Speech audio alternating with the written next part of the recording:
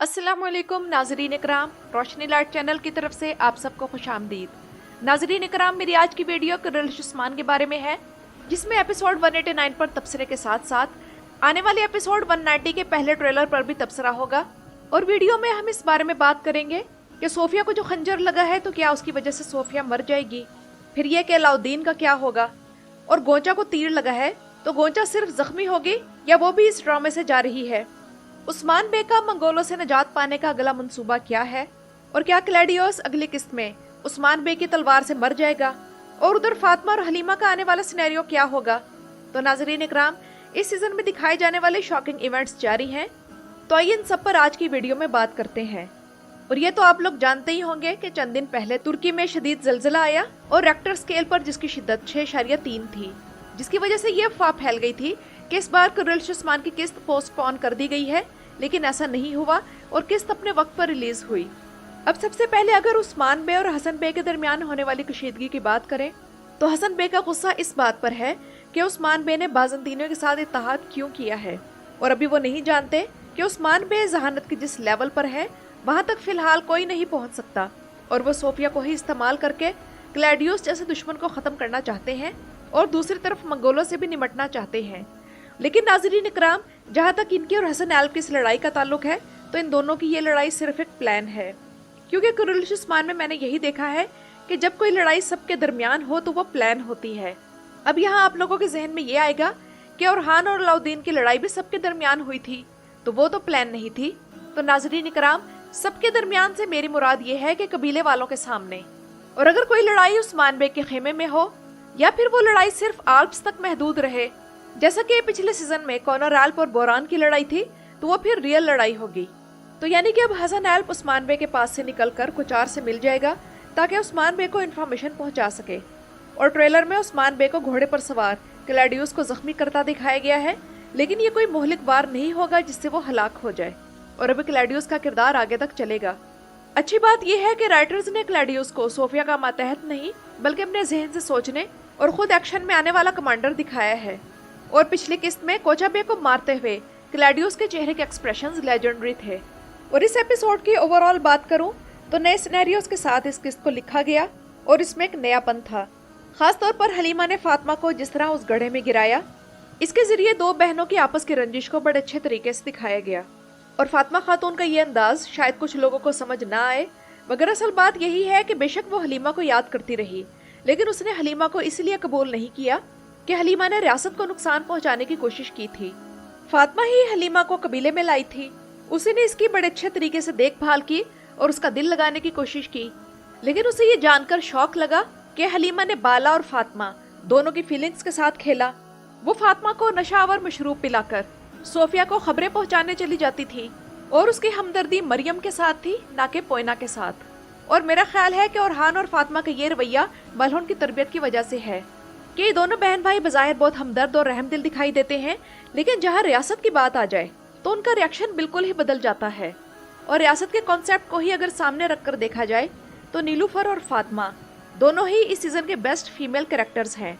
मलहून की गैर मौजूदगी में ये दोनों हमेशा ओरहान के पीछे पहाड़ की तरह खड़ी होती हैं, तो इसलिए हलीमा को फातिमा के दिल में जगह बनाने के लिए अभी वक्त लगेगा।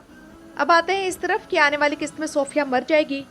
तो नाजरीन इकराम, सोफिया का किरदार मद्दाहों के दिलों में उतरना शुरू हो गया है, और जिस सीन में भी ये हो इसकी मौजूदगी स्ट्रांग होती है, और अब तो इससे हमदर्दी भी होने लगी है।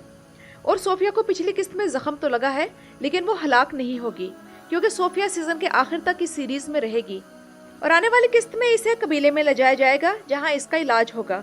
और आने वाली किस्त के ट्रेलर में आप लोग नोट करें कि हरिस्तो क्लैडियोस के सामने सोफिया को डिफेंड करेगा और उसके स्पाहियों के खिलाफ ये कहकर तलवार निकाल लेगा कि हम तुम्हारा हुक्म नहीं मानेंगे क्योंकि सोफिया जिंदा है। तो सोफिया के जिंदा होने का अगले ट्रेलर से ही सबूत मिल गया है। लेकिन एक सवाल हमारे जहनों में ये आ रहा है कि क्या ये मुमकिन है कि सोफिया काई कबीले वालों के अखलाक से मुतासिर होकर और हलीमा की मोहब्बत में मुसलमान हो जाए, क्योंकि सोफिया के अंदर पिछली दो किस्तों में बड़ी तब्दीली देखने को मिली है।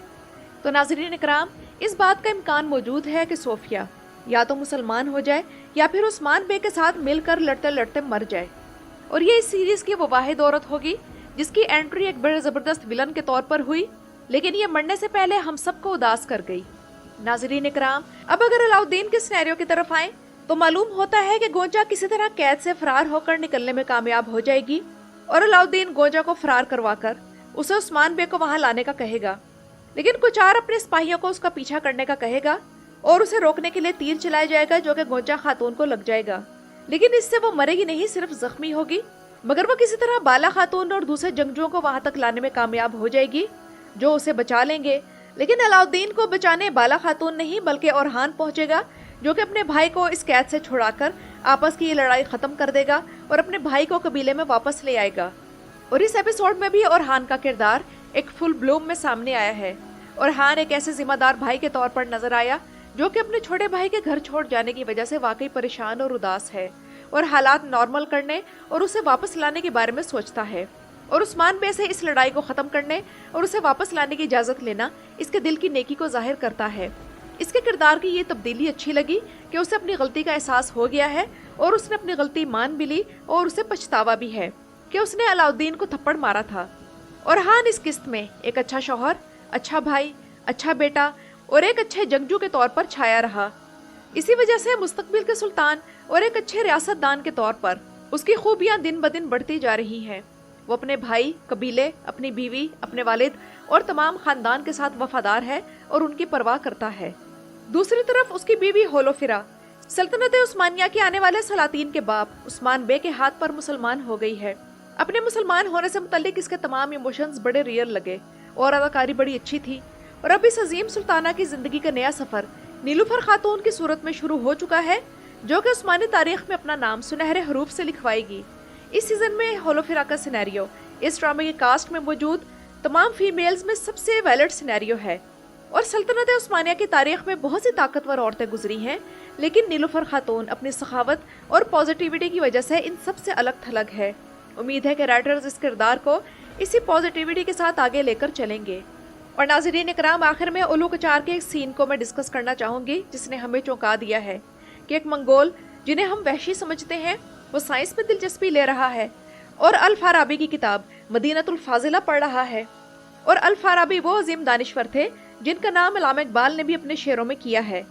और मंगोलों की पर्सनैलिटी का नया ट्विस्ट बहुत अच्छा लगा, वरना अब तक तो हम मंगोलों को कच्चा गोश्त खाते, खून पीते और शामानिक म्यूजिक पर डांस करते ही देख रहे थे। कोचार ने इस कॉन्सेप्ट को बदल कर रख दिया है और किताबों में दिलचस्पी ली, लेकिन अलाउद्दीन के साथ इंसाफ के तस्वुर के मामले में बहस हार गया। और नाज़रीन इकराम, ये किताबों से मोहब्बत भी इनके यहाँ तभी आई जब ये मुसलमान होने लगे। और कोचार का किरदार हर किस्त के साथ बेहतर हो रहा है, जबकि अलाउद्दीन की इस कैद को भी टिपिकल तरीके से दिखाने के बजाय राइटर्स ने इतना अच्छा सीन लिख दिया कि कोचार की किताब दोस्ती भी वाज़ेह हो गई और अलाउद्दीन की जहानत भी कि उसने खाने की चर्बी रस्सियां खोलने के लिए कैसे इस्तेमाल की। तो कुरुल्श उस्मान में इस किस्म का सिनेरियो पहली दफा दिखाया गया। तो नाज़रीन इकराम, ये तो थी मेरी आज की वीडियो। अपनी राय का इजहार कमेंट्स में ज़रूर कीजिएगा। मेरे चैनल पर आने का शुक्रिया।